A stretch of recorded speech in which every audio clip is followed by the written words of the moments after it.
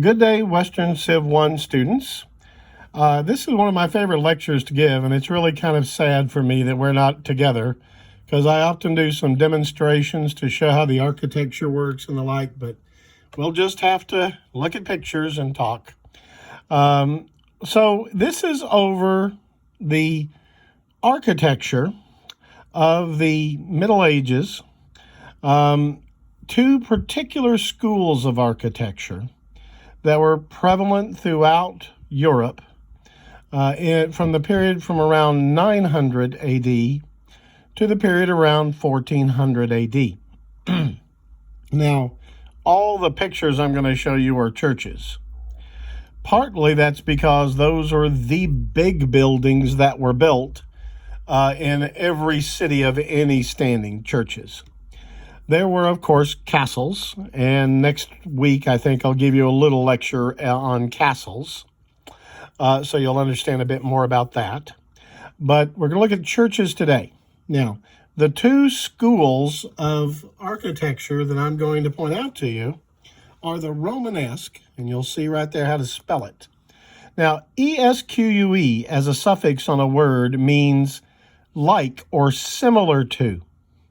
So Romanesque means similar to the Romans, meaning these are not Roman buildings. They are centuries after the fall of the Roman Empire in the West, but they are like the Romans in that the architectural style called upon Roman techniques and even a Roman aesthetic in the early period. Now, this list here, which I don't know if you can read it or not, I'll read it out loud, but these are the characteristics of early Romanesque architecture. First one there says, thick, heavy walls support stone roofs. And you'll see here, this is a stone roof. It has these ribs on it to support it, but it's a stone roof. It's actually what's called a barrel vault. And it has quite thick walls. Up here at the top, those walls might be 3 or 4 feet thick, solid stone. Okay.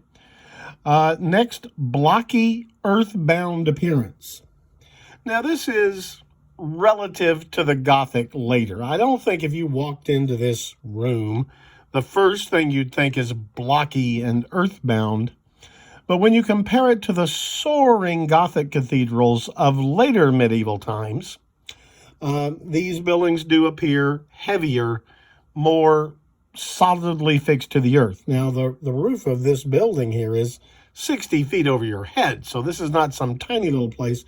But you'll notice this aisle, the center aisle, the nave, is relatively narrow. And that's because this kind of architecture, you could not span an incredibly wide area with it.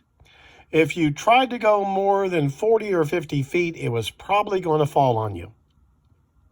So they had to make thicker walls closer together than later Gothic architecture will have. All right? They tend to have simple geometric masses, so this semicircular form, or just columns of like bundled sticks looking together. See those things there? They tend to be fairly straightforward geometrical shapes and a lot less wild ornamentation on them. Exterior reflects the intrinsic reflects its interior structure and organization. When you look at the outside of the church, you get a really good feel for what the inside of the church looks like. When we get to the Gothic, you'll see that that is not true at all. The inside looks like a whole different world than the outside would lead you to believe in a Gothic church, but not in a Romanesque. You can tell pretty obviously what's going to be going on inside when you walk inside.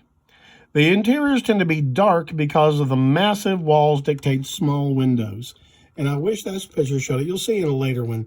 They're quite small windows right up here at the top. And that's it. There were some small windows over on the side aisles too.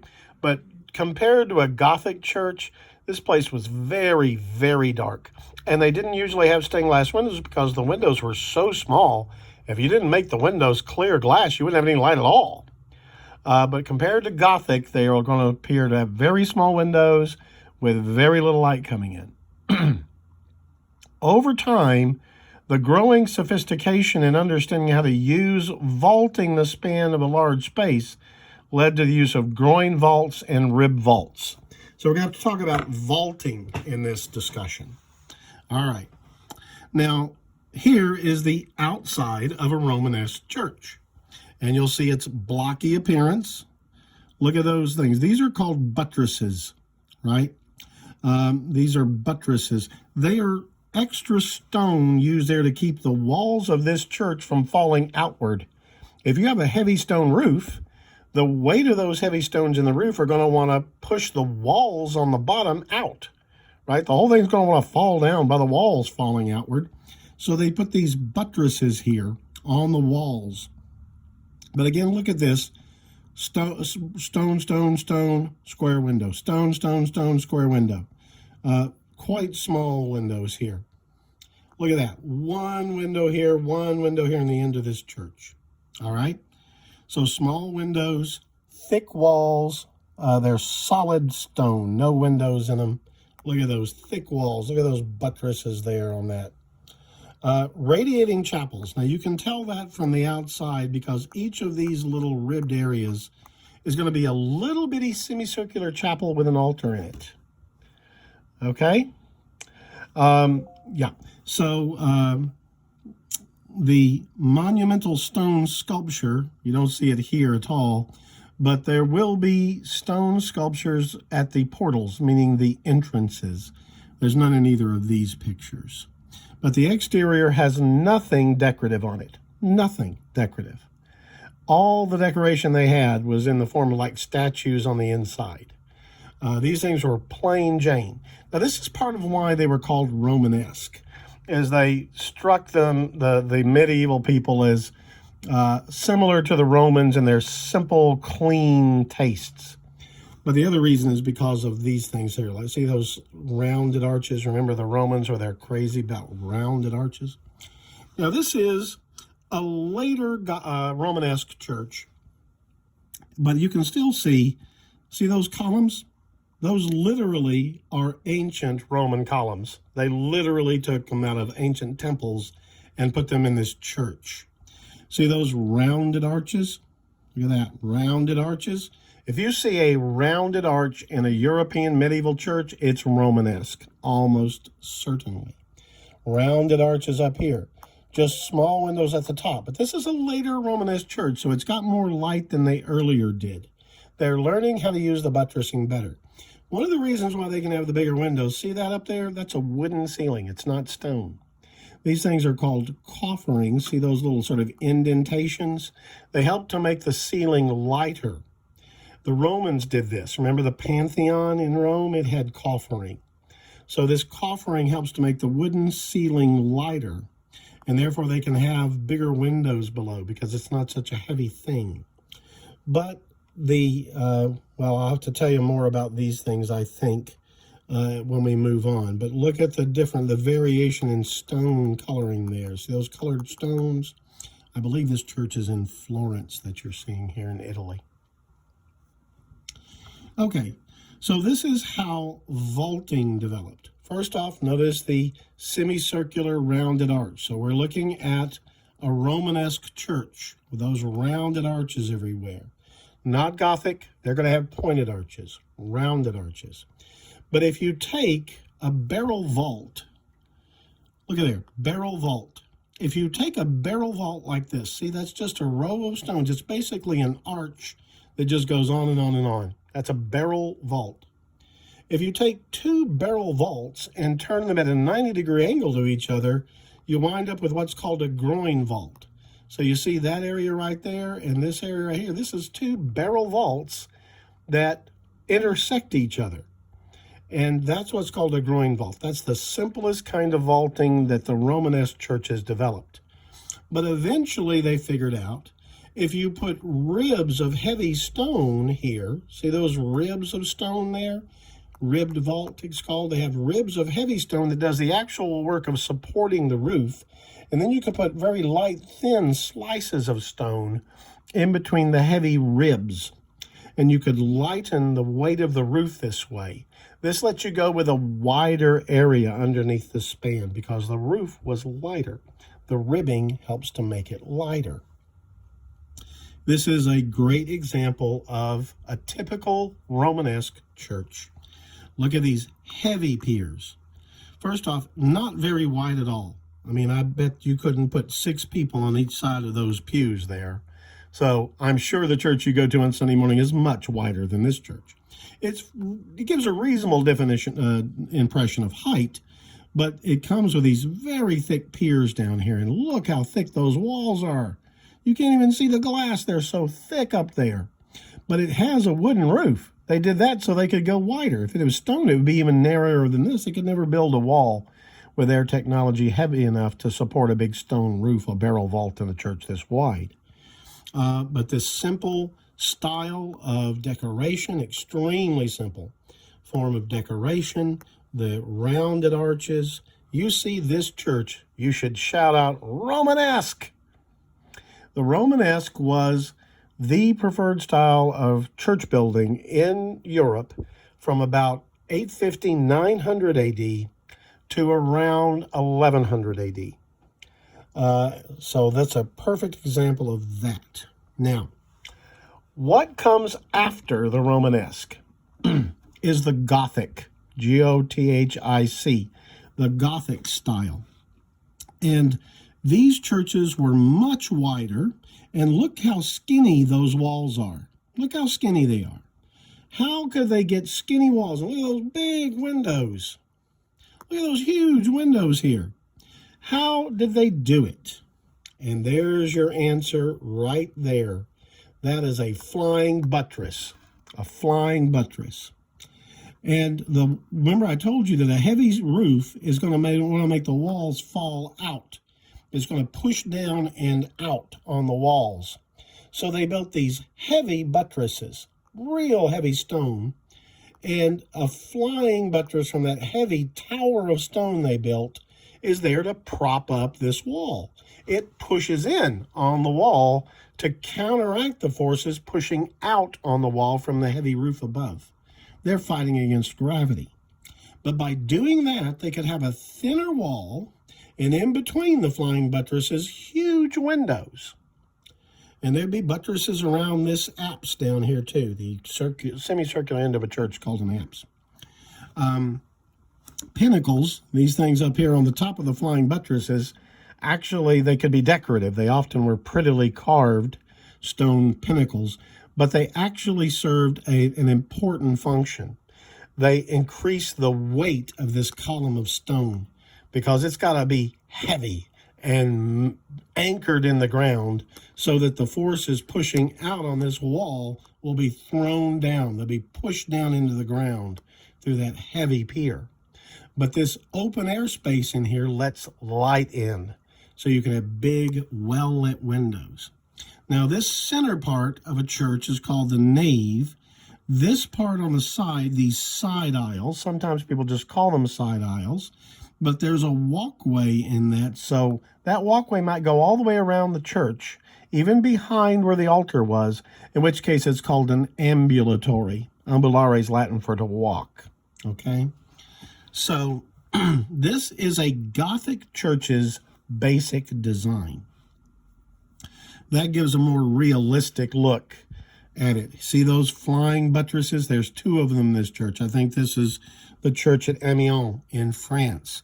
2 buttresses, very heavy pier, but it lets you have this curtain of windows. Look at that. This is an area called a trifoil. There was actually nothing behind it. It was just a way to make things look more light and airy. So it just had empty space in the shadows behind these little columns, but it gave you the feeling like there was a whole other story up there when there really wasn't. But it psychologically makes you feel like the building's much more open and spacious. And then you have actually pretty narrow, tall columns here, don't you? Much narrower than those Romanesque ones. They don't have to be as heavy because the buttresses are holding up the wall. They're not doing all the work themselves. And look at the ribs. The ribs with very thin stones in between. They put thin stones and cover them with a thin layer of concrete, actually. But here is ribbed vaulting that the thrust of the ribbed vaulting goes right down into that column, takes it right to the ground. Beautiful architectural design they learned. These churches were being built by the mid-1100s, the 1200s, 1300s were the glory days of the Gothic Cathedral. This is the most famous Gothic cathedral in the world. Well, one of the most famous, Notre Dame de Paris, the one that sadly burned last year and needs to be repaired, may be the most famous. But this is surely the second most famous. This is the cathedral at Chartres, the Cathedral of Our Lady at Chartres, which is 30 miles outside of Paris. And one of the things you can see here is this window. This is called a rose window. And at Chartres, they have one going in the church on the western side of the church. I don't think they have one on the eastern end of the church. But at Notre Dame, they do have one on both the west and the east ends of the church. This is a rose window. Not as big, so they get bigger later on. This is an early Gothic church, but a beautiful one. Notice the two pinnacles, the two steeples here. This is the first one they built. It's much simpler, cleaner. See all that fancy stuff up there? People got much fancier tastes as time went on. But these things literally took over 100 years to build. It took forever to build them. And so architectural tastes actually changed between when the first tower was built and the second. I like this one much better myself. But you can see it's even taller and thinner and gives the idea of throwing the eyes up to God in heaven all the more. This area right here above the door is called a tympanum. This whole area around the door is called a portal. You can see these are not flying buttresses. They're just standard buttresses on the facade. That's what you call the front of a building, the facade. Okay, so this is the inside. We looked at the outside, but the inside, there you have the big windows. These row of windows at the top of a church is called a clerestory. Clerestory. And that's how it's spelled. C-L-E-R-E-S-T-R-Y. Clerestory is this row of windows here, high above your head. If you have a circular window, it's called an oculus. I don't even see the oculus on this thing. Where the heck is the oculus? Oh, it's one of these little windows right up here above the big windows, above the clerestory. All right, very good. Circular windows called an oculus. There are transverse ribs that go across it and diagonal ribs. Those are pretty obvious. All that together is called the vaulting web. Here's your flying buttress. Here's the pinnacle. Here's the main buttress. Okay, if they come out low and go straight across, that's a springing buttress. The nave arcade is this whole area right here. The columns with the arch above them is called the nave arcade. Arcade is a series of arches, right? So that's the nave arcade. This I told you is called the triforium. Triforium. They have 3 columns on each of these little window-like things, but there's actually nothing behind them, just empty space and shadow. But it gives you the idea of the church being quite big. But again, you can see in a Gothic church, the columns appear relatively slender and tall. These buildings could be vastly taller than a Romanesque church. The interior ceiling was made of stone in these churches, but they did have a wooden roof. That was unfortunate at Notre Dame de Paris. That's what caught fire, the wooden roof. 800-year-old timbers up there caught fire and they burned like kindling. And when they started collapsing, it knocked part of the roof in, and then fires got started inside. You wouldn't think a stone building would burn, but when it's got a wooden roof, it can do a real good job of it. All right. So again, this is Notre Dame de Paris facade, right? So look at those portals. The tympanum here has got a rose window in it. A rose window there. These little places here had statues in it. A niche is the area where the statue goes. Finials are these little decorative things at the top of a pinnacle. Just marvelous. The tower there, Notre Dame de Paris, does not have steeples on top of its towers. They never put them in. Too expensive, and they decided against it. There's a nice look at the vaulting of a Gothic cathedral. Now, I told you a circular arch means Romanesque. A pointed arch. See that? Pointed arch means Gothic. So if you go in a church and you see a pointed arch, I want you to shout out Gothic, okay? Because pointed arches mean Gothic. Look at that. Every arch you see, I think, every one of them is a pointed arch. Pointed arches make the eye appear to see higher. It draws your eye up all the more to heaven, to God. And they also can span a broader area underneath them than a rounded Roman-type arch. There is a great look in chart at the vaulting, those pointed arches looking down at the high altar. Beautiful, beautiful. Whoop, sorry. There's another look at the east end. Look at those beautiful stained glass windows.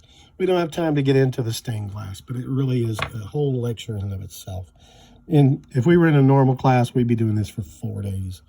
I love talking about this stuff, and I think it's absolutely fascinating. But you can just see what a beautiful place this was when they built it in the 1100s and early 1200s. Okay, friends, that's your lecture on Romanesque. That would be roughly 850 to 900 AD to about 1100, 1150 AD, Romanesque. Then from early 1100s to around 1450-ish, Gothic architecture. Gothic with the pointed arches and the big windows and the flying buttresses and the rose windows. And they were marvelous. Thank you, friends.